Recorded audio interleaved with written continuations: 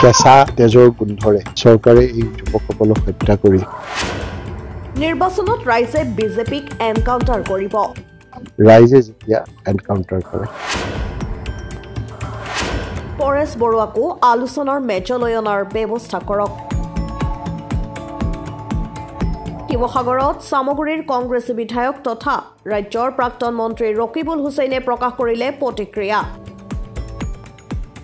আলফা চৰকাৰৰ শান্তি আলোচনাৰ প্ৰাক্ষণত ৰাজ্যৰ প্ৰয়াত মুখ্যমন্ত্ৰী তৰুণ গগৈৰ কথা মনত পেলালে ৰকিবুল হুছেইনে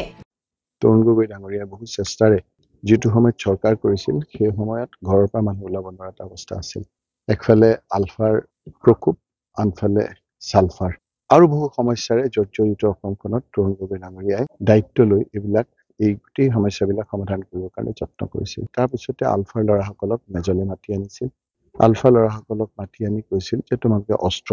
ত্যাগ কৰা শান্তি আলোচনালৈ আহা সেই প্ৰক্ৰিয়াটো তৰুণ গগৈ ডাঙৰীয়াৰ পৰা আৰম্ভ হৈছিল আলফা চৰকাৰৰ শান্তি চুক্তি এটা ভাল পদক্ষেপ বুলি মত প্ৰকাশ কৰি হুছেইনে ৰাজ্যৰ বৰ্তমান মুখ্যমন্ত্ৰীলৈ আহ্বান জনালে পৰেশ বৰুৱাকো আলোচনাৰ মেজলৈ অনাৰ বাবে ব্যৱস্থা গ্ৰহণ কৰক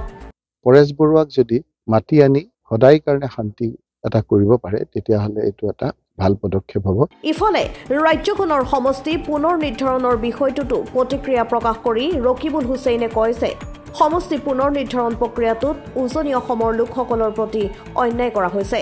সমষ্টি পুনৰ নিৰ্ধাৰণ প্ৰক্ৰিয়াৰ জৰিয়তে অসমত বাস কৰা জনগোষ্ঠীসমূহৰ ৰাজনৈতিক মৰ্যাদা লাঘৱ হোৱাৰ লগতে জনগোষ্ঠীসমূহৰ ৰাজনৈতিক প্ৰতিনিধিত্ব কমি যোৱা বুলি মন্তব্য কৰিলে প্ৰাক্তন মন্ত্ৰীগৰাকীয়ে অন্যহাতে ৰাজ্যত আৰক্ষীয়ে বৰ্তমান সময়ত সংঘটিত কৰি থকা এনকাউণ্টাৰ সন্দৰ্ভতো প্ৰতিক্ৰিয়া প্ৰকাশ কৰে ৰকিবুল হুছেইনে তেওঁ আৰু কয় আগন্তুক সময়ত ৰাইজে বিজেপি দলক নিৰ্বাচনৰ জৰিয়তে এনকাউণ্টাৰ কৰিব তেতিয়া উচিত প্ৰত্যুত্তৰ পাব কেঁচা তেজৰ গোন্ধৰে চৰকাৰে এই যুৱকসকলক হত্যা কৰি মহিলাসকলক মাকসকলক বুকু সোধা কৰিছে আৰু সেইবিলাক যদি পাপ হয় এটাটো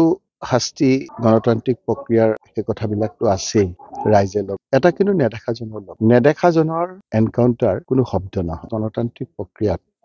এই ধৰণৰ কথা বতৰাবিলাক ৰাইজে বিচাৰ কৰিব ৰাইজে যেতিয়া এনকাউণ্টাৰ কৰিব তেতিয়া কিন্তু সেই ভোটৰ বাকচত কৰিব বহুত প্ৰতাপী পৰাক্ৰমী এনেধৰণৰ সাহস নিমিষতে নাইকিয়া হৈ গৈছে ৰাইজে যেতিয়া এনকাউণ্টাৰ কৰে ৰাইজৰ এনকাউণ্টাৰ এই আঙুলিটোৰে হয় সময়লৈ অপেক্ষা কৰিছে নিশ্চয় এইটো বিচাৰ ৰাইজেও কৰিব